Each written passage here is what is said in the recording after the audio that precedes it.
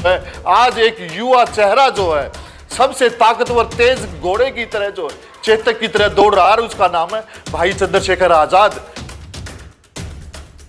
चंद्रशेखर भाई जो बयान देते हैं वो संसद हो, चाहे सड़क हो, चाहे कुंभ हो, वो चर्चा का विषय तो रहते ही है। भाई अनिल सागर जो है जब विधानसभा में जाएंगे और आप जैसे पत्रकार साथी जब जवाब पूछेंगे तो आपको ही जो अनिल सागर के मुंह से भी जो वही जवाब मिलेगा जो चंद्रशेखर के मुंह से जवाब मिलता है, जो कभी मानवर साहब कांसीराम के मुंह से मिलता था और कभी बाबा साहब अम्बेडकर के मुंह से मिलता था। ये हम लोग कुछ परसेंट नहीं हैं। पहली तो बात मैं आपको पत्रकार महोदय मैं बता दूं, हम लोग कुछ परसेंट नहीं हैं। ये देश का संविधान जो है बाबा साहब के बनाए हुए जो ना नक्शे कदम पर चल रहा है और हम लोग जो है संविधान निर्माता के बच्चे हैं, समझे ना। हम लोग संविधान निर्माता की संतान है और हम लोग थोड़े से लोग नहीं हैं, हम बहुजन हैं, समझे ना। जिस बहुजन के नाम से जो है माननीय प्रधानमंत्री नरेंद्र मोदी जी को भी पसीना आ जाता है, समझे ना। वो बोध गया में जाते हैं और वहां पर बुद्धं शरणं गच्छामि, धम्मं शरणं गच्छामि और संघं शरणं गच्छामि का संज्ञान करते हैं वो लोग जो है, समझे ना। हमारी विचारधारा छोटी नहीं है, पूरी दुनिया में तथागत बुद्ध की विचारधारा को माना जाता है, पंचशील की योजनाओं को माना जाता है। पंचशील के आधार पर जो भारत में बहुत बड़ा रेवेन्यू जो इकट्ठा किया जाता है और उस रेवेन्यू के आधार पर जो है यहाँ के बहुजनों के साथ, यहाँ पे अल्पसंख्यकों के साथ जो है कुठाराघात किया जाता है और वो रेवेन्यू जो है अडानी और अंबानी की गोद में डाल दिया जाता है, समझे ना। ये हमारे साथ जो ना अत्याचार हो रहा। लेकिन बाबा साहब अम्बेडकर ने कहा जाओ अपने घर की दीवारों पर लिख दो हम इस देश के शासक हैं और 21वीं सदी तुम्हारी है। और वो 21वीं सदी आ चुकी है और 21वीं सदी के अंदर जो है आज एक युवा चेहरा जो है सबसे ताकतवर तेज घोड़े की तरह जो चेतक की तरह दौड़ रहा है, उसका नाम है भाई चंद्रशेखर आजाद, जो संसद के अंदर भी बोल रहा है और जो संसद के बाहर भी बोल रहा है और ग्रास रूट पर जो है वो अधिकारी जो भ्रष्ट अधिकारी हैं उनको जो है लाइन हाजिर करने का जो है ना वो काम भी कर रहा है। अपनी कार्यशैली के अनुसार जो है आजाद समाज पार्टी कांसीराम के बैनर के नीचे जो है जिस तरीके से आज अनिल भाई को सीमापुरी विधानसभा में जो टिकट दिया गया, आप लिख के देखिए, लिख के लीजिए हम लोगों से। भाई अनिल सागर जो है जब विधानसभा में जाएंगे और आप जैसे पत्रकार साथी जब जवाब पूछेंगे तो आपको ही जो अनिल सागर के मुंह से भी जो वही जवाब मिलेगा जो चंद्रशेखर के मुंह से जवाब मिलता है, जो कभी मानवर साहब कांसीराम के मुंह से मिलता था और कभी बाबा साहब अम्बेडकर के मुंह से मिलता था। जो लोग कहते हैं चंद्रशेखर ने बहुजन समाज में दो फाड़ बना दिए, वोट काटने का काम कर रहा है चंद्रशेखर। देखिए लोग क्या कहते हैं, मानवर साहब कांसीराम हमेशा कहते थे अगर आपको अपनी लाइन को बड़ा करना है तो एक लंबी लाइन खींचनी पड़ेगी। और चंद्रशेखर भाई ने जो है नगीना लोकसभा की सीट जीतकर जो है ये पूरे भारत में ही नहीं ये पूरी दुनिया में जो है ये बताया है कि कांसीराम की और बहुजनों की विचारधारा को जो है रोका नहीं जा सकता। बहुजन हिताय और बहुजन सुखाय की विचारधारा जो है वो हमेशा जो है वो विचारधारा के ही दम पर आगे बढ़ेगी, ना कि पारिवारिक और व्यक्तिगत एजेंडे पे बढ़ेगी। जो है चंद्रशेखर के बयान के बाद कुछ बाबा बोल रहे हैं कि तुम्हें संसद में हमला कर देंगे तुम पर और तुम्हारी नाड़ काट कर जो है फेंक देंगे। कैसे देख रहे हैं इन बयान को?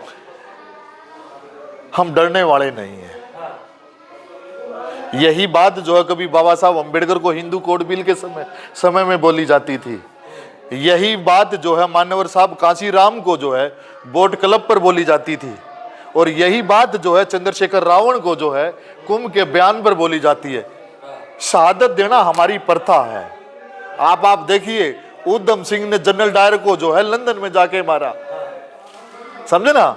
हमारे ही बीच में से युवा जो है भगत सिंह को जो इन लोगों ने गुमराह करके जो है धोखे से इन्होंने अंग्रेजों से फांसी तोड़वा दिया जो है, समझे ना। अगर वो भी जो भगत सिंह जी भी जो अगर बाबा साहब की विचारधारा को पढ़ लेते और लैस हो जाते तो इनको मुंह तोड़ जवाब देने का काम करते। जो है ये सावरकर की औलादे हैं, ये माफी मांगने में विश्वास रखती है। हम लोग आगे बढ़ने में विश्वास रखते हैं, हम लोग माफी मांगने में विश्वास नहीं रखते। हम बाबा साहब अंबेडकर की विचारधारा को आगे बढ़ाने में विश्वास रखते हैं। चाहे वो चंद्रशेखर भाई हो, चाहे वो मानवर साहब कांसीराम हो, चाहे वो बाबा साहब अंबेडकर हो, और आज सीमापुरी विधानसभा से जिनको टिकट मिला, चाहे वो भाई अनिल सागर हो। क्या लगता है चंद्रशेखर आजाद डर गए क्या इन जैसे बयानों से, क्योंकि उनका कोई पलटवार नहीं आया, ना आजाद समाज पार्टी ने कोई आंदोलन किया, ना भीम आर्मी ने कोई आंदोलन। देखिए मुझे एक बात बताइए, मैं गाड़ी लेके जा रहा हूं 100 की स्पीड से, समझे ना, और चंद कुकर जो है मेरी गाड़ी पे भौंक रहे हैं, समझे ना, और मैं गाड़ी रोक के जो उनके पीछे लूंगा तो मैं मूर्ख हूं ना। बोलने दो जिसको जो बोलना है।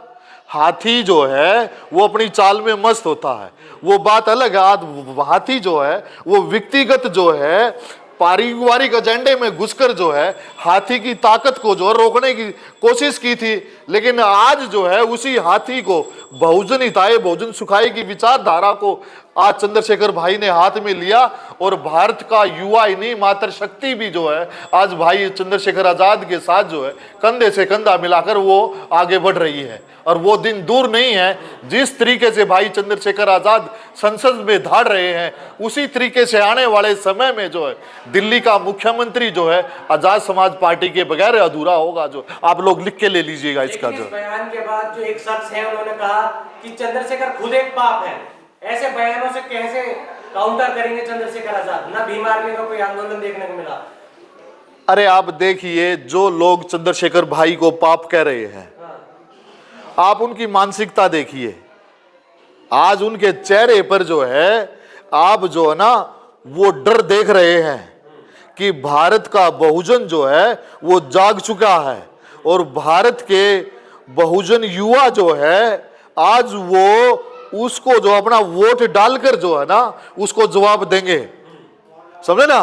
देश का प्रधानमंत्री जो है चंद्रशेखर के डर से जो है वो जो है दिल्ली पर रोडों पर भाग रहा है, होम मिनिस्टर रोडों पर भाग रहा है, भाजपा के तमाम पदाधिकारी जो है तमाम मंत्री जो है चंद्रशेखर की पार्टी आने के से उसमें जो है वो अपने आप को बचाव करते हुए जो ना ऐसा ही महसूस कर रहे हैं, क्योंकि चंद्रशेखर जो है चीते की तरह धाड़ रहा है।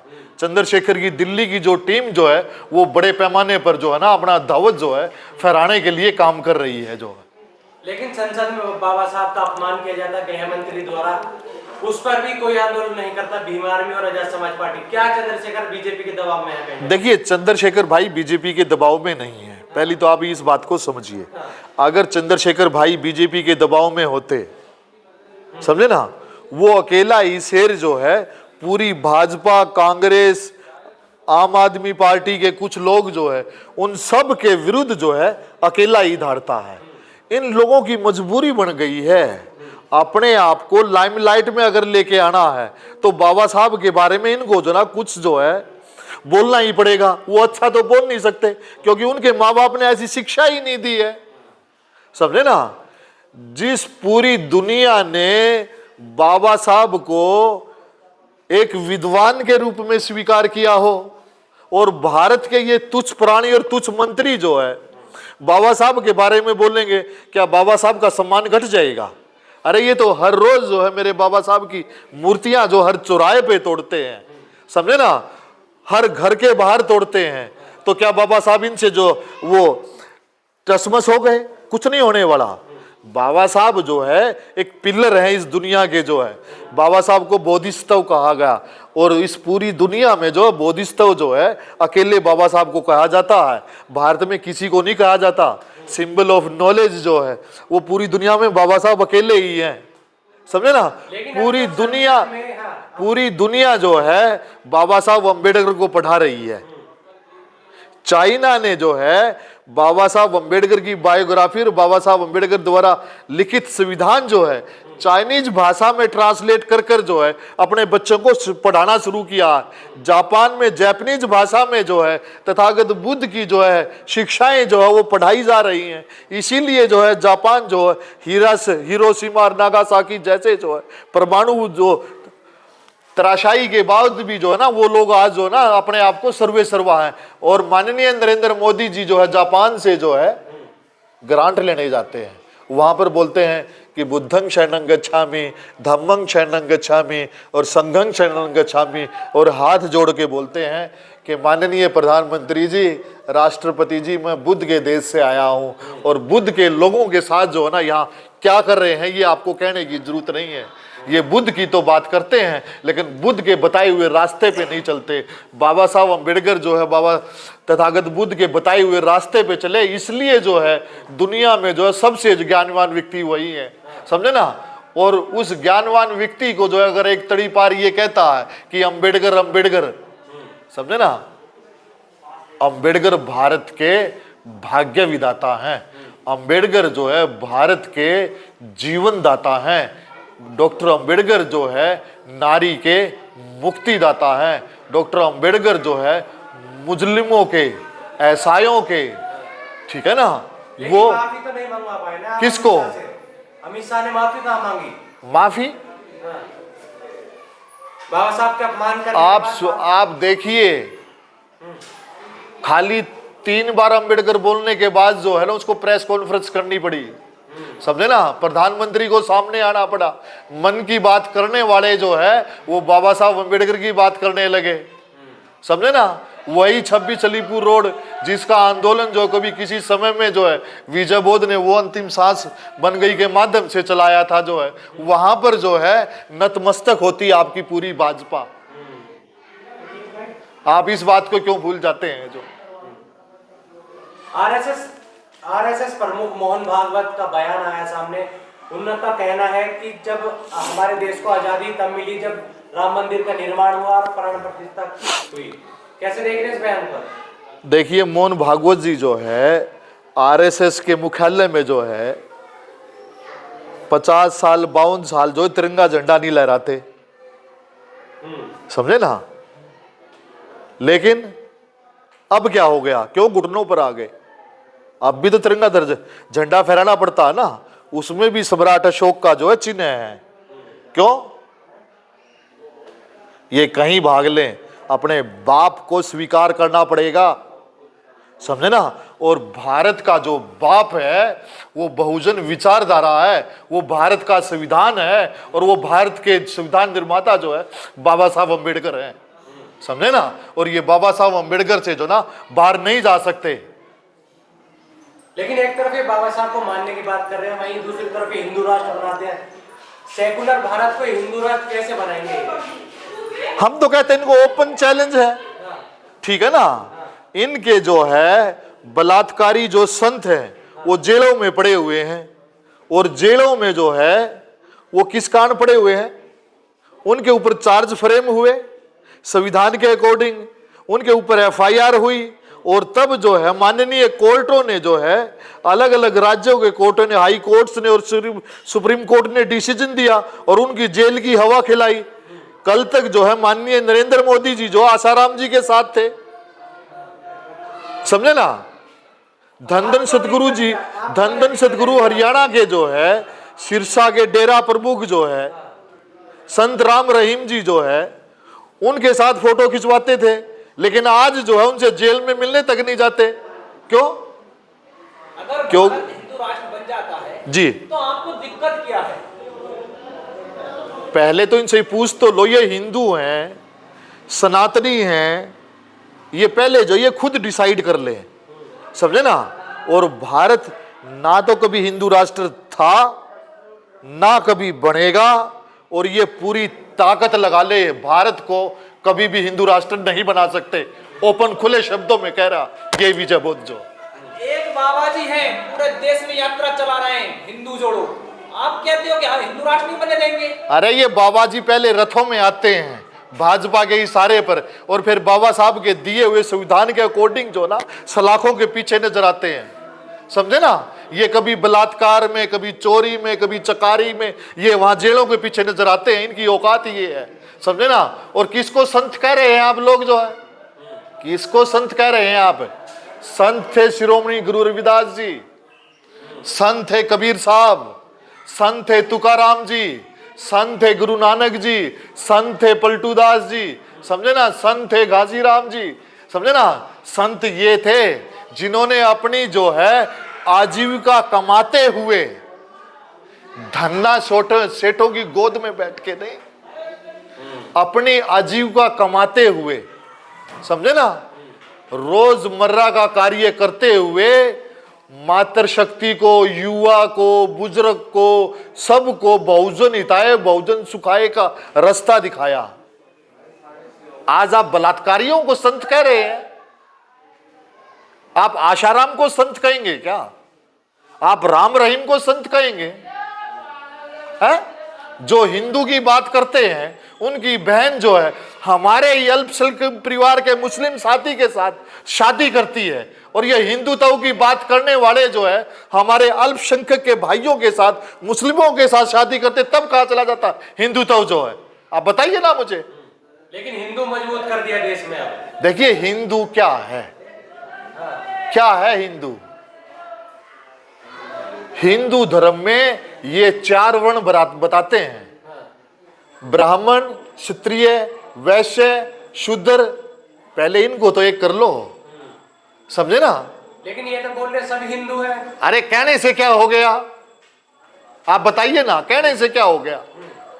बाबा साहब अम्बेडकर ने शेड्यूल कास्ट, ओबीसी, माइनॉरिटी बढ़ाई ना। आज कोई भी शूद्र जो है अपने आप को ओबीसी मानता है। आपको पता है लखनऊ के अंदर इनके बनाए हुए हिंदू अखिलेश यादव को मुख्यमंत्री से उतारा और गाय के मूत्र से जो है पूरे मुख्यमंत्री निवास को धुलवाया। ये इनकी परिभाषा है, समझे ना। जिसको ये हिंदू कहते हैं, उसी हिंदू राष्ट्र में जो है हमारी बहन मनीषा वाल्मीकि को जो है पुलिस ने जो है, मुख्यमंत्री के तंत्र ने जो है रात के अंधेरे में जलाया। ये हिंदुओं की परिभाषा नहीं है। हिंदुओं के अंदर कोई भी संस्कार जो है वो, खासकर दाह संस्कार, वो रात को नहीं होता है। किस हिंदुत्व की बात कर रहे हैं आप जो है? किस हिंदुत्व की बात कर रहे हैं? बेटी बचाओ के नाम पर जो है हजारों बेटियों का उड़ीसा में बलात्कार हुआ, उनकी हत्याएं हुए, और मन की बात करने वाला नरेंद्र मोदी जो है उफ तक नहीं करता, प्रेस कॉन्फ्रेंस तक नहीं करता। किस हिंदुत्व की बात करते हैं? हिंदुत्व जब इनको याद आता है जब देश में चुनाव होता है, जब मुसलमान की गर्दन काटनी होती है, जब किसी सिख के साथ दंगे करवाने होते हैं, किसी मस्जिद को तोड़ना होता है, किसी चर्च को तोड़ना होता है, तब इनको हिंदुत्व याद आता है। शेड्यूल कास्ट रिजर्वेशन पर हिंदुत्व याद नहीं आता है। बताइए ना मुझे। ओबीसी प्रमोशन में, रिजर्वेशन में जब मंडल कमीशन लागू हुआ तो इनको तब हिंदुत्व याद नहीं आया। एससी के बैकलॉग रोस्टर के समय में हिंदुत्व याद नहीं आता। महिलाओं को 50% रिजर्वेशन देने के समय में हिंदुत्व याद नहीं आता। तो किस हिंदुत्व की बात कर रहे हैं? और मैं तो कहता हूं हिंदू धर्म को मजबूत करने वालों से मेरा निवेदन है, पहले ब्राह्मण, क्षत्रिय, वैश्य और शूद्र को जो है आपस में रोजी बेटी के संबंध स्थापित करके दिखाए, तब हिंदुत्व हो सकता, वरना नहीं हो सकता। समझे ना आप। और इसके बाद जब आप 4 वर्णों को एक करेंगे, उसके बाद जो हजारों जातियां हैं, उन हजारों जातियों को एकजुट करेंगे, तब हिंदुत्व हो सकता है। और हिंदुत्व नहीं हो सकता कभी भी, क्योंकि भारत में सभी धर्मों को हिंदू नहीं बनाया जा सकता। आप सिख को हिंदू बना देंगे, आप मुस्लिम को हिंदू बना देंगे, आप क्रिश्चियन को हिंदू बना देंगे, या बुद्धिस्ट को हिंदू बना देंगे। ये लोग जो परंपरागत है वो है।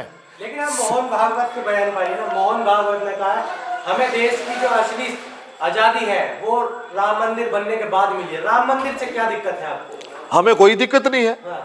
जब भारत के संविधान ने राम मंदिर की जो है स्वीकृति दी तो हमें क्या दिक्कत है? सबको भारत में आस्था के साथ रहने का अधिकार है।